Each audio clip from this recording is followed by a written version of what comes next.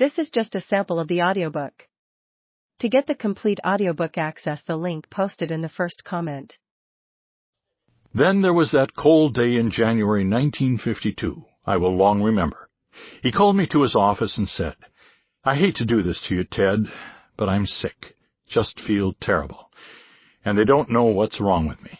But my doctor wants me to go down to Florida and get some sun." He looked dreadful, ashen, worn out. Saying he'd be gone for 6 to 8 weeks, he asked me to take care of things.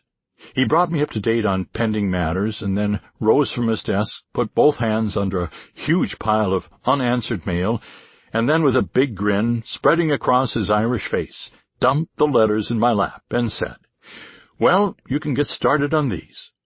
No matter how sick he was, he had not lost his sense of humor.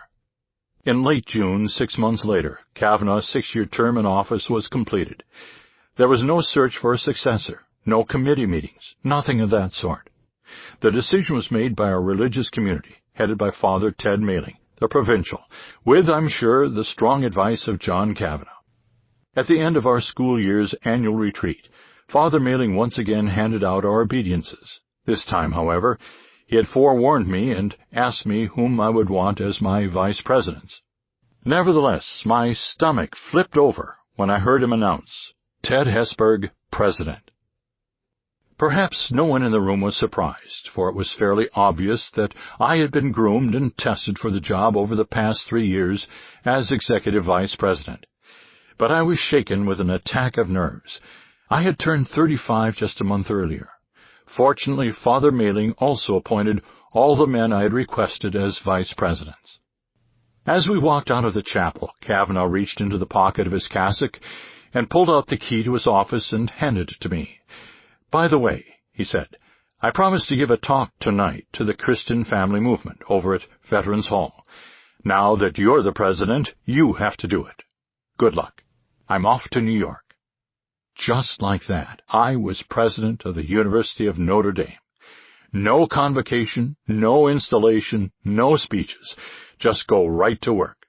That's the way it was done in 1952. And it was not entirely a bad idea. 35 years later, with a large coterie of academic officials, I attended the installation of the new president of Yale University, Benno Schmidt. I heard a wonderful story of Benno's 6-year-old daughter asking him the next morning, "All these people, all this fuss, just to put this silly medal around your neck." Out of the mouth of babes. I took the key, walked over to the hall, and gave a talk to a group that called itself the Christian Family Movement.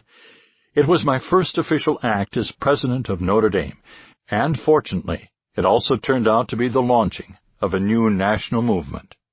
During my first days in the president's office, I found myself reflecting from time to time upon my predecessors.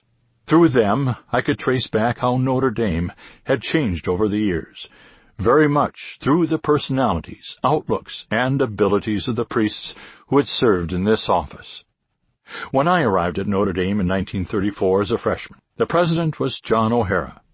I saw him only at a distance and met him only once as a student. Afterward, we became very much better acquainted. What struck me about Father O'Hara was that he saw everything in black and white, never gray. He was very much an apologist for whatever came out of Rome, very fierce about anything having to do with morality, especially when it concerned sex.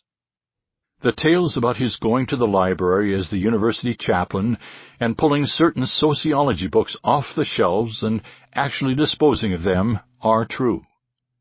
On the other hand, he was probably the first president who realized, or at least realized more than anyone who came before him, that the president of Notre Dame had to go out and raise money if the university hoped to reach academic excellence. He also recognized the need to attract top faculty if Notre Dame were going to be known and respected beyond the Midwest. Third, Father O'Hara exemplified a tremendous religious spirit, especially by his dedication to daily Mass and communion. His nickname with the students was the Pope. They idolized him,